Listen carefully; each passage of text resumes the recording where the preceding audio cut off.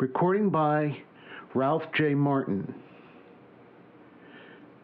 The Common Man, Part 1, by Guy McCord, also known as Dallas McCord Reynolds. It would, of course, take a trio of ivory tower scientists to conceive of tracking down that statistical entity, the common man, and testing out an idea on him, and only the ivory tower type would predict that egregiously wrongly. Frederick Braun, MD, PhD, and various other Ds, pushed his slightly crooked horn rims back on his nose and looked up at the two-story wooden house. There was a small lawn before it, moderately cared for, and one tree. There was the usual porch furniture. The house was going to need painting in another 6 months or so, but not quite yet. There was a 3-year-old hover car parked at the curb of a make that anywhere else in the world but America would have been thought of ostentatious in the view of seeming economic status of the householder. Frederick Braun looked down at the paper in his hand, then up at the house again.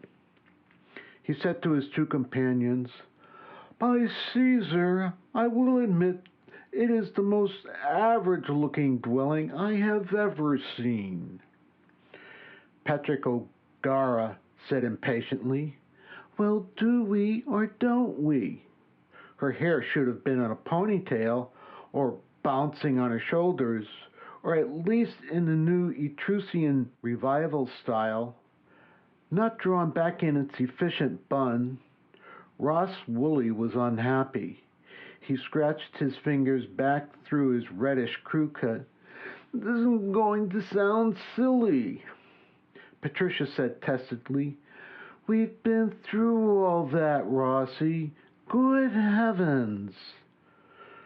"Nothing ventured, nothing."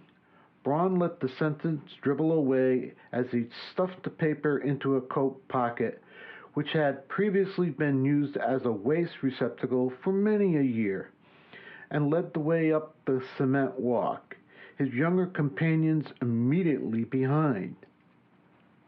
He put his finger to the doorbell and cocked his head to one side. There was no sound in the depths of the house. Dr. Braun muttered, "Bell out of order." "It would be," Ross said sourly. "Remember, average. Here, let me." He rapped briskly on the wooden door jamb. They stood for a moment, then he knocked again, louder, saying almost as though hopefully, "Maybe there's nobody home." All right. Take it easy." A voice growled even as the door opened. He was somewhere in his 30s, easygoing face, brownish hair, bluish of eye, and moderately good-looking.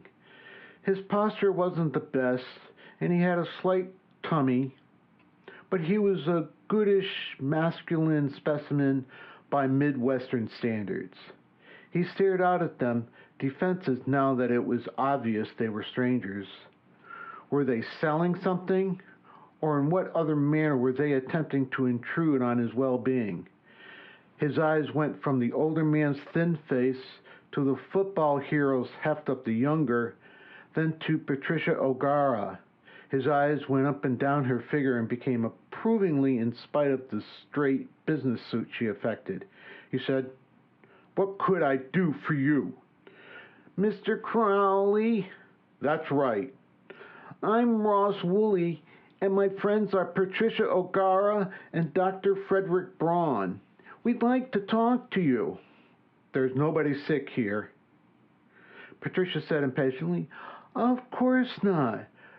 Dr. Braun isn't a practicing medical doctor.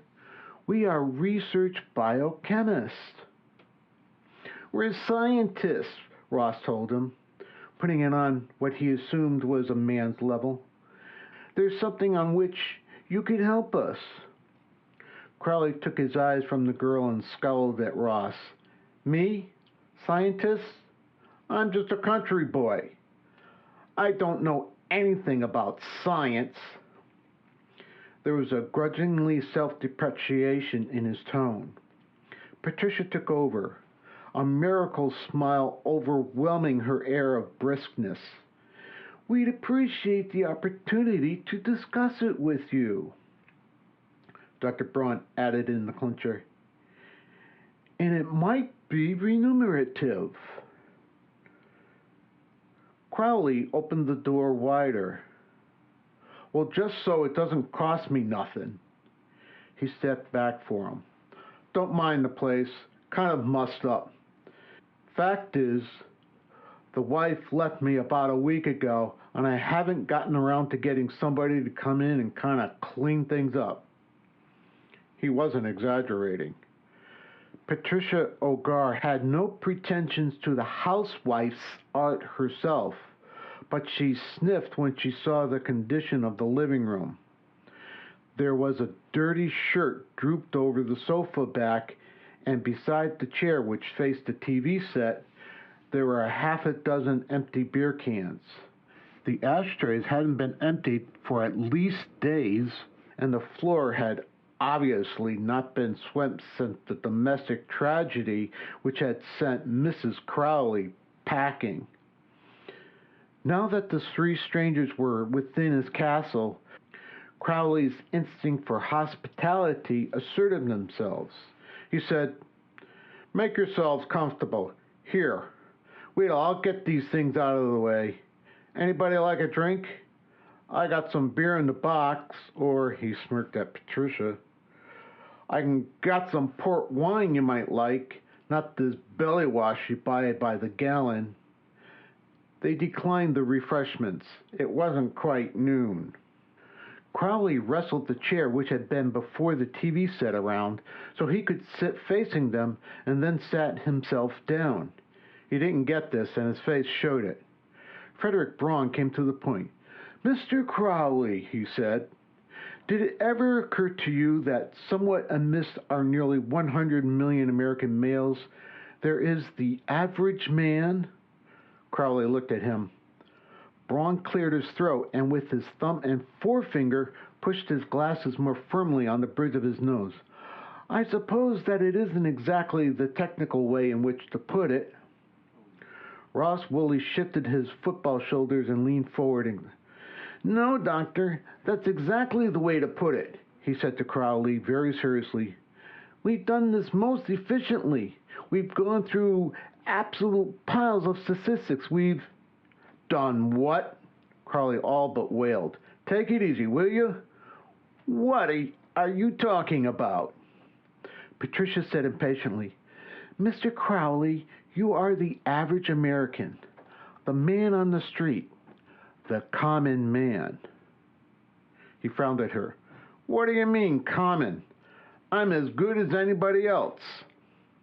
"That's exactly what we mean," Ross said placidly. "You are exactly as good as anybody else, Mr. Crowley. You're the average man." "I don't know what the devil you're talking about. Pardon my language, miss." "Not at all," Patricia sighed. "Dr. Braun, why don't you take over? We seem to be all speaking at once." The little doctor began to enumerate on his fingers. "The center of population has shifted to this vicinity. So the average American lives here in the Middle West. Population is also shifting from rural to urban, so the average man lives in a city of approximately this size. Determining average age, height, weight, and simple with government data as complete as they are.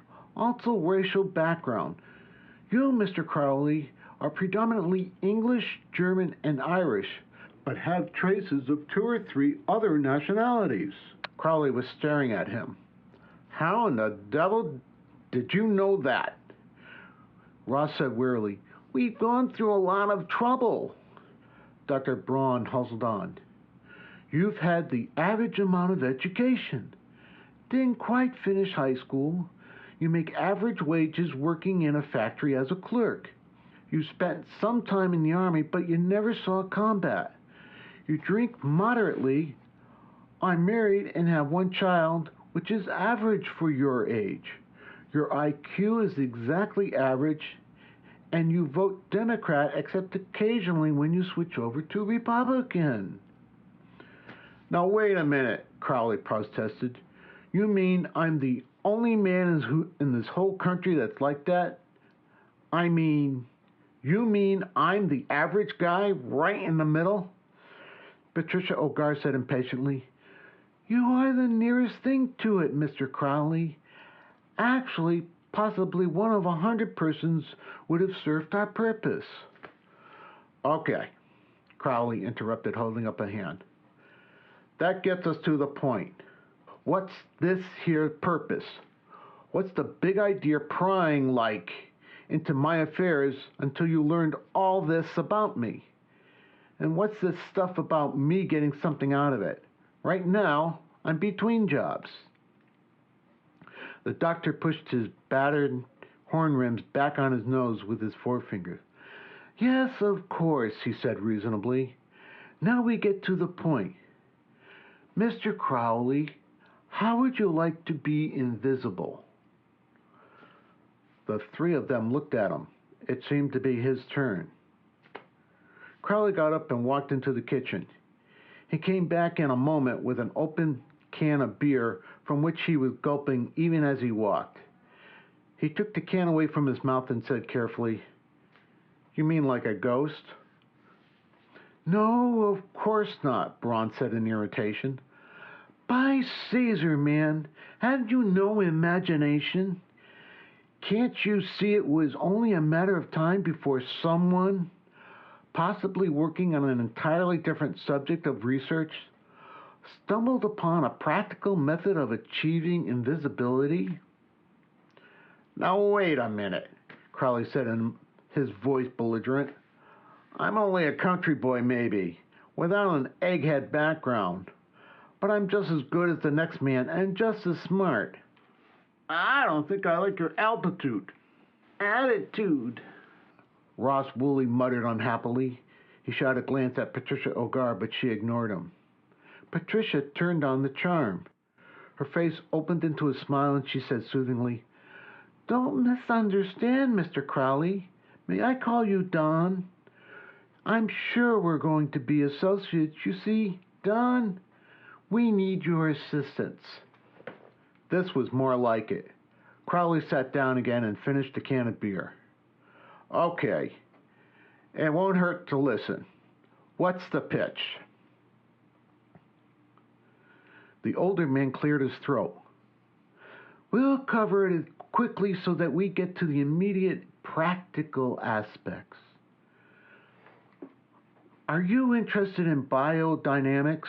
No, of course not. Let me see. Are you at all familiar with the laws pertaining to refraction? No. He cleared his throat again, unhappily. Have you ever seen a Medusa, Mr. Crowley?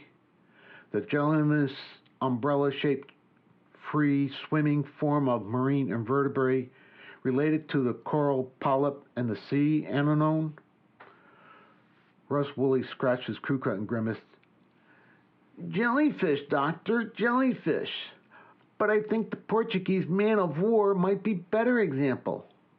Oh, jellyfish, Crowley said. Sure, I've seen jellyfish. I got an aunt who lives near Baltimore. We used to go down there and swim in the Chesapeake Bay. Sting the devil out of you. What about it? Patricia leaned forward, still smiling graciously. I really don't see a great deal of point going into theory, gentlemen. She looked at Ross and Dr. Braun and then back to Crowley. Don, I think what the doctor was leading up to was an attempt to describe in layman's language the theory of the process into which we've stumbled. He was using jellyfish as an example of a life form all but invisible. But I'm sure you're not interested in technical terminology, are you? A good deal of gobbledygook, really, don't you think? Yeah, that's what I say. Let's get to the point. You mean you think it's possible to make a guy invisible? Nobody could see him? It's not a matter of thinking, Ross said sourly. We've done it. Crowley stared at him. Done it? What do you mean? Personal? You got invisible? Yes, all three of us. Once each. And you come back all right? So anybody can see you again? The doctor said reasonably. Here we are, quite visible. The effect of the usual doses lasts for approximately 12 hours. They let him assimilate it for a few minutes. Some of the ramifications were coming home to him. Finally, he got up and went into the back again for another can of beer. By this time, Ross Woolley was wishing he would renew his offer, but the other had forgotten his duties as host. He took the can away from his mouth and said, You want to make me visible? You want me to, kind of experiment on? His eyes thinned. Why pick me? The doctor said carefully, Because you're the common man, the average man, Mr. Crowley. Before we release development, we would like to have some idea of the scopes of the effect. The beer went down chuck-a-luck. Crowley put the can aside and licked his bottom lip and then rubbed it with a fingertip. He said slowly, Now take it easy while I think about this. He blinked. Why, you could just walk into a bank. The three were watching him empty-faced. Exactly, Dr. Braun said. Frederick Braun stared gloomily from the hotel suite's window at the street below. He peered absently at his thin wrist, looked blank for a moment, then realized all over again that his watch was being cleaned. He stared down at the street once more, his wrinkled face unhappy. The door opened behind him, and Patricia O'Gara came in briskly and said, No sign of the guinea pig, huh? No. Where's Rossi? The doctor cleared his throat. There was an item on the newscast, a humor bit. It seems that the head waiter of the Gourmet... Have you ever eaten at the Gourmet, Patricia? Do I look like a millionaire? At any rate, a half a pound of the best Caspian caviar disappeared, a spoonful at a time, right before his eyes. Patricia looked at him. Good heavens. Yes, well, Ross is going to pay the tab. Patricia looked at her watch. The effects will be wearing off shortly. Crowley will probably be back any time. We warned him about returning to visibility in the middle of some street, completely nude. She sank into a seat and looked at the doctor. I suppose you admit I was right. Her voice was crisp. The other turned on her. And just why would you say that? This caviar bit. Our friend Donald Crowley has obviously walked into the gourmet restaurant, having heard it was the most expensive in New York, and ate as much as he could stuff down the most expensive item on the menu. The elderly little doctor pushed his battered horn rims further back on his nose. Tell me, Patricia, when you made the experiment, did you do anything at all that saved you some money? Uncharacteristically, she suddenly giggled. I had the time of my life riding on a bus without a fare. Braun snorted. Then Dr. Crowley, in eating his caviar, did substantially the same thing. It's probably been a life's ambition of his to eat at an ultra-swank restaurant and then walk out without paying. To be frank, the doctor cleared his throat unapologetically, it's always been one of mine. Patricia conceded him a chuckle, but then said impatiently, It's one thing my saving 15 cents on a bus ride and his eating $25 worth of caviar. Merely a matter of degree, my dear, Patricia said in irritation. Why in the world did we have to bring him to New York, where he could pull such childish tricks? We could have performed the experiment right there in Far Cry, Nebraska. Dr. Braun abruptly ceased his pacing he had begun and found a chair. He absently stuck a hand into a coat pocket, pulled out a crumpled piece of paper, stared at it for a moment as though he had never seen it before, grunted, and returned it to his pocket. He looked at Patricia Ogar. We felt on completely unknown territory he would feel less constrained, don't you remember? In his hometown, his conscience would be more apt to restrict him. Suddenly, something came to her. She looked at her older companion suspiciously. That newscast, was there anything else on it? Don't look innocent. You know what I mean. Well, there was one item. Out with it, she demanded. The Hotel Belafonte threatens to sue that French movie star, Bridget, whatever her name is. Bridget Lauren, Patricia said, staring. What's that got to do with Donald Crowley? The good doctor was embarrassed. It seems that she came running out of her hotel suite, semi-dressed and screaming that the hotel has a ghost. Good heavens, Patricia said with sudden vision. That's one aspect I hadn't thought of. Evidently, Crowley did. Patricia Ogar said definitely. My point's been proven. Our average man is a slob. Give him the opportunity to exercise unlimited freedom without danger of consequence, and he becomes an undisciplined, dangerous lout. Ross Woolley had come in, scowling, just in time to catch most of that. He tossed his hat onto a table and fished in his pocket for a pipe and tobacco. Nuts, Pat, he said. In fact, it's just the opposite's been proven. Don just on a fun binge. Like a kid in a candy shop. He hasn't done anything serious. Went into a fancy restaurant and ate some expensive food. Sneaking into the hotel room of the world's most famous sex symbol and got a close-up. He grinned suddenly. I wish I had thought of that. Ha, Patricia snorted. Our engagement is off, you peeping Tom. Children, children, Braun chuckled. I admit, though, I think Ross is correct. Don's done little we three didn't when we first given the robe of invisibility. We experimented, largely playfully, even childishly. Patricia bit out. This experiment is ridiculous anyways, and I don't know why I ever agreed to it. Scientific nonsense. Where are our controls? For it to make any sense, we have to work with scores of subjects. Suppose we do agree that the manner in which Don Crowley has reacted is quite harmless.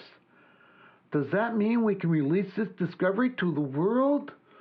Certainly not, Ross said suddenly. But you agreed that we go by the results of this.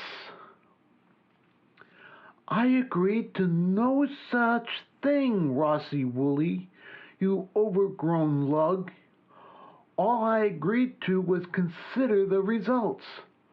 I was, and am, the opinion that if the person our politicians so lovingly called the common man was released of restrictions inhibiting him, he'd go hog wild and destroy both society and himself.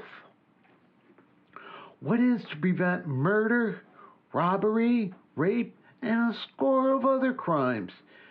given invisibility for anyone who has a couple of dollars with which to go into a drugstore and purchase our serum. Her fiancé sighed deeply, jamming tobacco fiercely into the bowl of his briar. He growled, "Look, you seem to think that the only thing that restricts a man is the fear of being punished. There are other things, you know." "Good heavens," she said sarcastically. "Name one." "There is the ethical code in which he was raised, based on religion or otherwise. There is the fact that man is fundamentally good, to use a trite term, given the opportunity." "My education has evidently been neglected," Patricia said, still argumentatively. "I've never seen evidence to support your claim." "I'm not saying individuals don't react negatively given opportunity to be antisocial," he all but snarled. "I'm just saying people in general, common, little people, trend towards decency, desire the right thing." "Individuals, my neck," Patricia snapped back. "Did you ever hear of Rome and the games? Here a whole people, millions of them, were given the opportunity to indulge in sadistic spectacles to their heart's desire. How many of them stayed home from the games?" She laughed and ridiculed. Ron flushed. "Some of them did, confound it." Dr. Braun had been taking in their debate uncomfortably, as though in spite of himself he said no. "Very few, I'm afraid." "Religious ethic," Patricia pursued relentlessly. "The greatest of commandments is thou shalt not kill. But comes along a war in which killing becomes not only permissible, but an absolute virtue, and all our good Christians, Jews, Mohammedans, even Buddhists, who supposedly are not allowed to kill mosquitoes, wade in with sheer happiness." "War releases abnormal passions," Ross said grudgingly. "You don't need a war. Look at the Germans, supposedly one of our most highly civilized people. When the Nazi government released all the restraints on persecution of the Jews, gypsies, and others, you know what happened. This began in peacetime, not in war." Dr. Braun shifted in his chair and he said in his low voice, "We needn't look beyond our own borders. The manner in which our people have conducted themselves against the Maronite from the very beginning of white occupation in North America is quite shocking." Ross said to him, "I thought you were on my side. The Indian Wars were a long time ago. We're more advanced now." Braun said softly, "My father fought against Geronimo in Arizona. It wasn't so long ago as all that." Ross Woolley felt the argument going against him and lashed back. "We've been over and over this. What's your point?" Patricia said doggedly, "The same point I tried to make from the beginning. This discovery must not be generally released. We'll simply have to suppress it." The door opened behind them. They turned. Nothing was there. Ross, scowling, lumbered to his feet to walk over and close it. "Hey, take it easy," a voice laughed. "Don't walk right into a guy." Ross stopped, startled. Dr. Braun and Patricia stood up and stared too. Crowley laughed. "You look all like you've seen a ghost." Ross rumbled a begrudgingly chuckle. "It'd be all right if we saw the ghost. It's not seeing you that's disturbing." The air began to shimmer, somewhat like heat in the desert's face. Crowley said, "Hey, the stuff's wearing off. Where's my clothes?" "Where you left them. There in that bedroom," Ross said. "We'll wait for you." He went back and rejoined his associates. The door to the bedroom opened. There was a shimmering, more obvious now, and then the door closed behind it. "He rejoined us just in time," Dr. Braun murmured. "Another 10 minutes and he would have, materialized down on the street." Ross hadn't finished the discussion. He set his face all in but a pout. "What you don't realize, Pat, is the world has gone beyond the point where scientific discoveries can be suppressed. If we try to keep this lid on this today, the Russians or the Chinese or somebody will hit on it tomorrow." Patricia said impatiently, "Good heavens, let's don't bring the Cold War into it." Ross opened his mouth to snap something back at her, closed it again, and shrugged his bulky shoulders angrily. In a matter of less than 10 minutes, the bedroom door reopened, and this time a grinning Crowley emerged, fully dressed. He said, "Man, that was a double of an experience." They saw him to a chair and had him talk it all through. He was candid enough, bubbling over with it all. In the some 11 and a half hours he'd been on his own, he had covered quite an area of Manhattan. Evidently, the first hour had been spent in becoming used to the startling situation. He couldn't even see himself, which, to his surprise, affected walking and even use of his hands. You had to get used to it. Then there was the fact that he was nude and felt nude and hence uncomfortable walking about in mixed pedestrian traffic. But that phase passed. Early in the game, he found that there was small percentage in getting into crowds. It led to all sorts of complications, including the starting of minor rows, one person thinking another was pushing when it was simply a matter of Crowley trying to get out from underfoot. Then he went through a period of the wonder of it all, being able to walk anywhere and observe people who had no suspicion that they were being observed. It was during that phase that he sought out the hotel in which he had read the chesty French movie actress Brigitte Laurent was in residence. Evidently, he hit the nail right on the head. Brigitte was at her toilet when he arrived on the scene. In telling about this, Crowley leered amusedly at Patricia from the side of his eyes. She ignored him. He'd then gone through a period when full realization of his immunity had hit him. At this point, he turned to Braun. "Hey, Doc, have you ever eaten any caviar? You know, that Russian stuff. Supposed to be the most expensive food in the world." The doctor cleared his throat. "Small amounts in hors d'oeuvres at the cocktail parties." "Well, maybe I'm just a country boy, but the stuff tastes like fish eggs to me. Anyways, back to the story. He had gone into Tiffany's and into some of the other swank shops, and then into a bank or two, and stared at the treasures of Manhattan. At this point, he looked at Ross. "You know, just being invisible don't mean all that. How are you going to pick up a wad of $1,000 bills and just walk out the front door with them? Everybody see the dough just kind of floating through the air." "I came to the same conclusion myself when I experimented," Ross said wearily. He had ridden on subways, free. He had eaten various food in various swank restaurants. He even had drinks in name bars, sampling everything from ataxia to vintage champagne. He was of the opinion that even though he remained visible for the rest of his years, he'd still stick to bourbon and beer. He had gone down to Wall Street and into the offices of the top brokerage firms and into the sanctum sanctoriums of the wealthiest of mucky mucks, but had been too impatient to stick around long enough to possibly hear something that might be profitable. He admitted grudgingly that he wouldn't have known what to listen for anyways.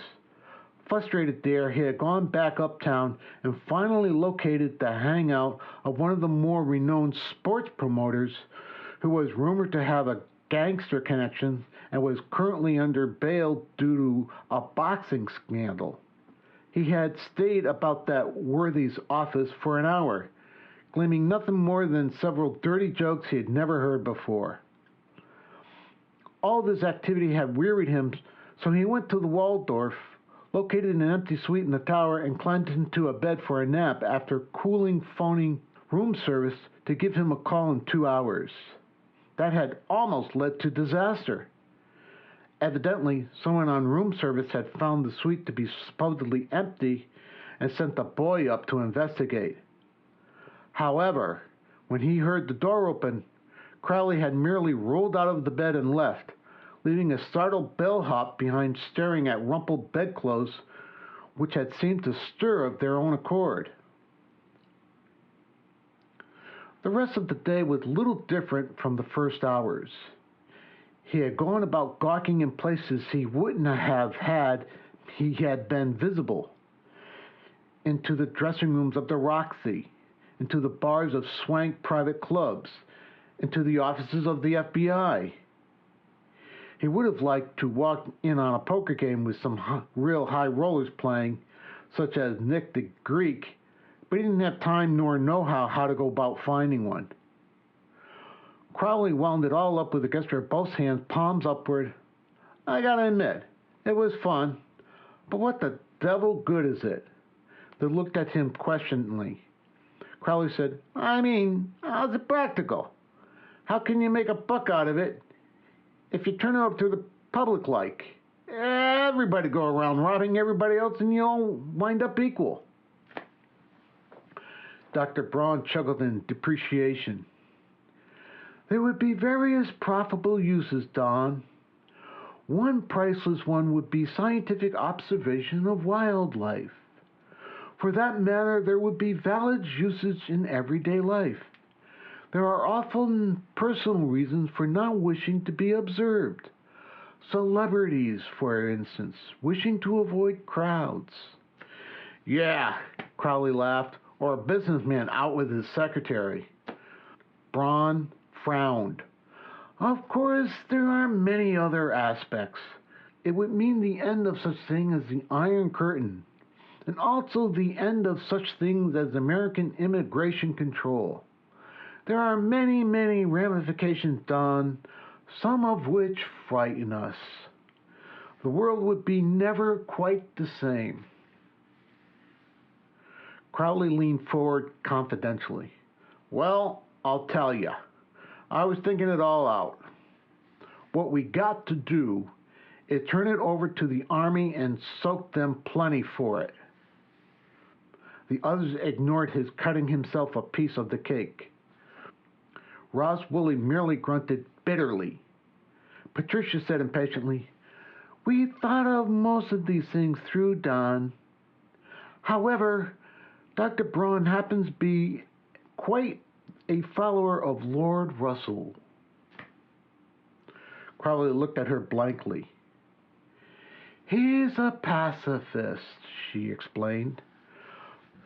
Dr. Braun pushed his glasses back more firmly on his nose and said, The military already have quite enough gadgets to destroy quite literally everything, and I trust one set of them no more than the other. If both sides had our discovery, then very well.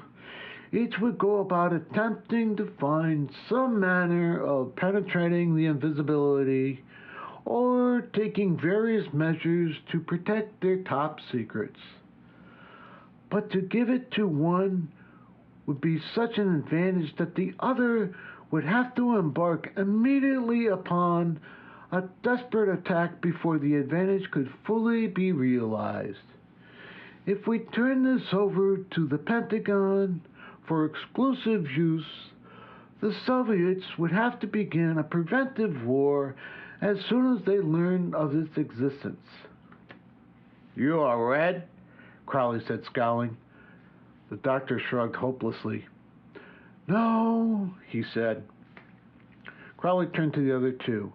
If you think it's a patriotic thing to do, why don't one of you sell it to the government? Patricia said testily. You don't understand, Don. Even if it were so thoroughly in disagreement that we could act unilaterally, we couldn't. You see, this is a three-way discovery. No one of us knows the complete process. His face twisted. Look, maybe some of this egghead stuff doesn't get through to me, but I'm not stupid, see? You got the stuff, haven't you? You gave me that shot this morning. Braun looked over, saying reasonably, Don, this discovery was hit upon by accident. The three of us are employed in the laboratories of a medical research organization. I am the department head. Patricia and Ross were doing some routine work on a minor problem when they separately stumbled upon some rather startling effects, practically at the same time. Each separately brought their discoveries to me. And working, you might say, intuitively, I added some conclusions of my own, and, well, I repeat, the discovery was stumbled upon. Crowley assimilated that. None of you knows how to do it? Make those injections, like, by himself? That is correct. Each knows just one phase of the process. Each must combine with the other two. Patricia said impatiently, and thus far we wish to keep it that way. Rossi believes the discovery should be simultaneously revealed on a worldwide basis, and let man adapt to it as best he can. I think it should be suppressed until man has grown up a little, if he ever does. The doctor facilitates between the two positions. What he would truly like to see is the method kept only for use of qualified scientists. But even a good doctor realizes what a dream that is. Crowley took them all in, one at a time. Well, what the devil are you going to do? That's a good question, Ross said unhappily. This experiment is a farce, Patricia said irritably. After all our trouble locating Don, our common man, we have found out nothing we didn't know before. His reactions were evidently largely similar to our own, and she broke it off and frowned thoughtfully. The other three looked at her questioningly. Patricia said, You know, we simply haven't seen this thing through as of yet. What do you mean, Pat? Ross growled. She turned to him. We haven't given Don the chance to prove which one of us is right. One day is insufficient. Half the things he wished to do, such as sneaking around, picking up stock tips in Wall Street and inside information on sporting events. Hey, take it easy, Crowley protested. I was just, curious. Ross said heatedly. That's not fair, I'll admit. I, too, thought of exactly the same possibilities.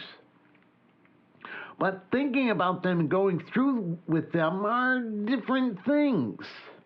Haven't you ever thought of what you'd do given the chance to be a worldwide supreme dictator? But truly, if the job were offered, would you take it? Good heavens, Patricia said disgustedly. Remind me to break off our engagement if I haven't already done it. I hate overpowering men. All I'm saying is that we have to give Don at least a week. One day isn't enough. Dr. Braun cocked his head to one side and said uncomfortably, I'm not sure, but that in a week's time our friend Don might be able... See here, Don, would you mind going down to the hotel's bar while we three talk this through? Crowley obviously took umbrage to that, but there was nothing to be done. Frowning peevishly, he left. The doctor looked from one to the other of his associates. By Caesar, do you realize the damage friend Don could accomplish in a week's time? Patricia laughed at him. That's what I keep telling the two of you.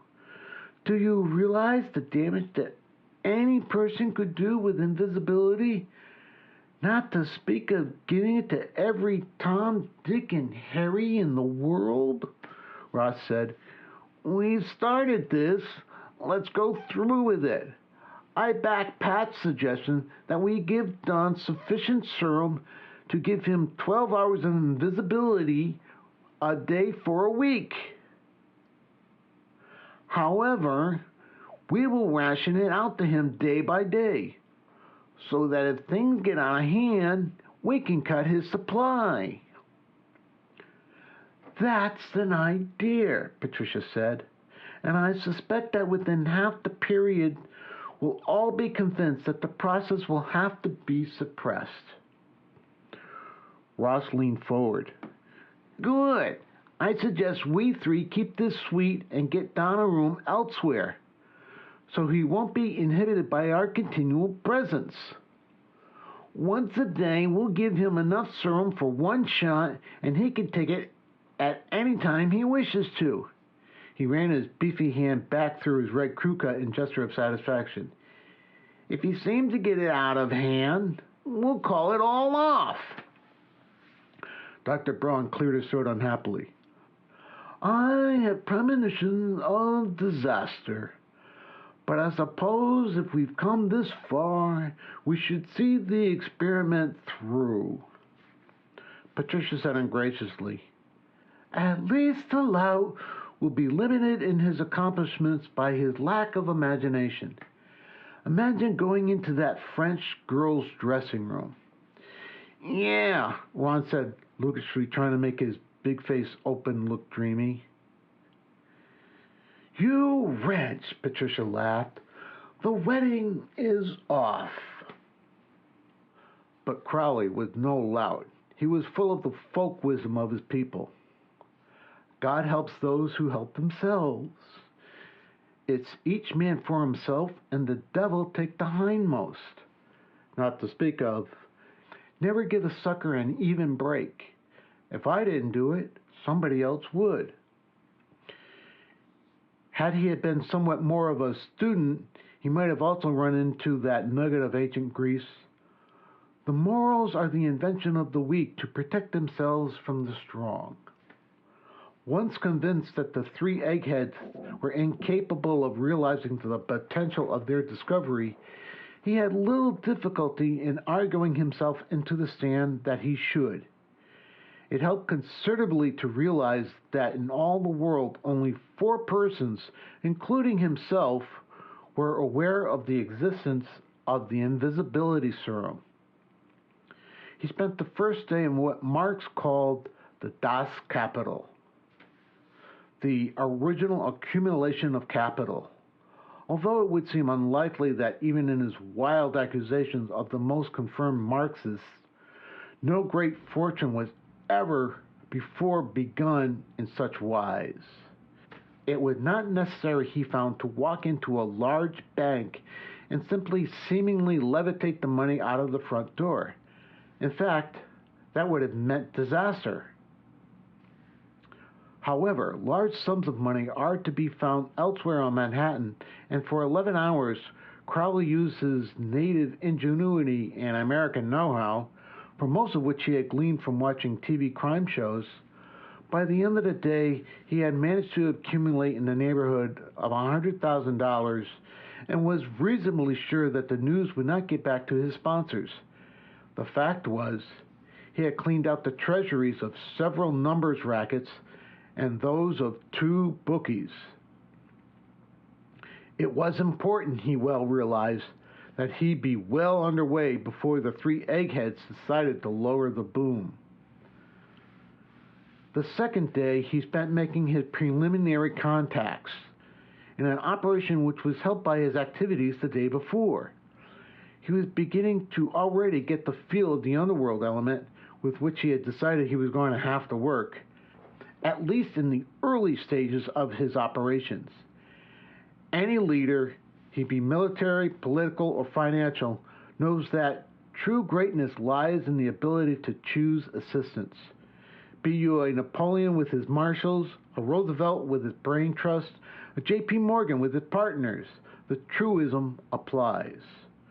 No great leader has ever stood alone.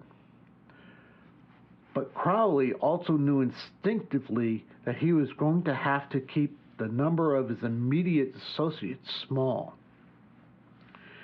They were going to have to know his secret, and no man is so naive as not to realize that while one person can keep a secret, it becomes twice as hard for two, and from that point on, the likelihood fades into geometric progression.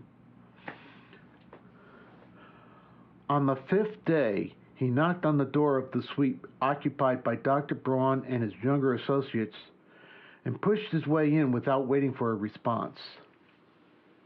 The three were sitting around waiting his appearance and to issue him his usual day's supply of serum. They greeted him variously. Patricia with her usual brisk, almost condescending smile, Dr. Braun with a gentle nod and speaking of his first name, Ross Woolley sourly. Ross obviously had some misgivings, the exact nature of which he couldn't quite put his finger upon. Crowley grinned and said, "Hello, everybody." "Sit down, Don," Braun said gently. "We have been discussing your experiment." While the newcomer was finding his seat, Patricia said testedly, "Actually, we're not quite happy about your reports, Don. We feel if you'll pardon us, an evasive quality about them, as though you weren't completely frank." "In short," Ross snapped, "have you been pulling things you haven't told us about?" Crowley grinned at them. "Now you folks are downright suspicious." Dr. Braun indicated some notes on the coffee table before him. "It hardly seems possible that your activities could be confined largely to going to the cinema, to the swankier nightclubs, and eating in the more famed restaurants." Crowley's grinned into a half-embarrassed smirk. Patricia thought of a small boy who had been caught in mischief, but was still somewhat proud of himself. He said, "Well, I gotta admit, there've been a few things.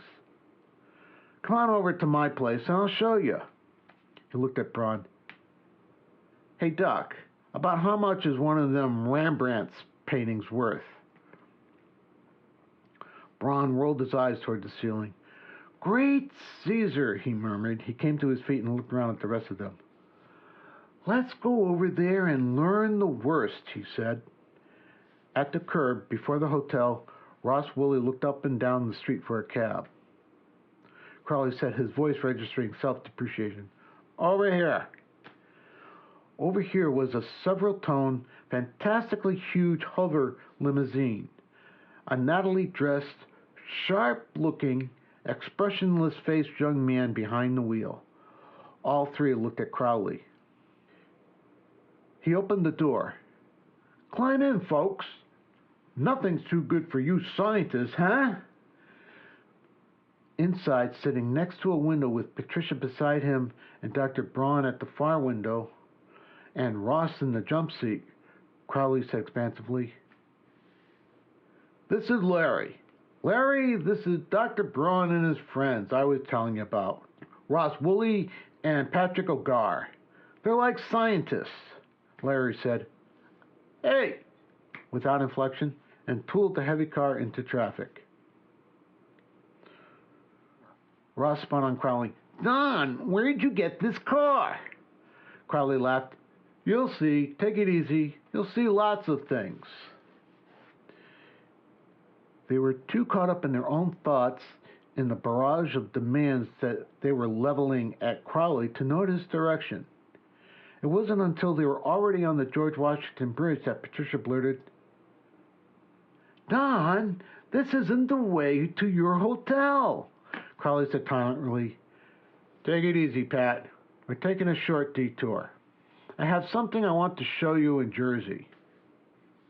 I don't like this, Ross snapped. The redhead shifted in his heavy shoulders in a reflective protest against the confining tweed coat he wore. Relax, Crowley told him reasonably. I've been thinking things out quite a bit, and I've got a lot to discuss with you folks. They were crossing the bridge now, and Larry headed into the maze, which finally unraveled itself to the point where it was obvious they were heading north. Larry hit the lift lever, and they rose 10 feet from the surface. Braun said evenly, You have no intentions of taking us to your room.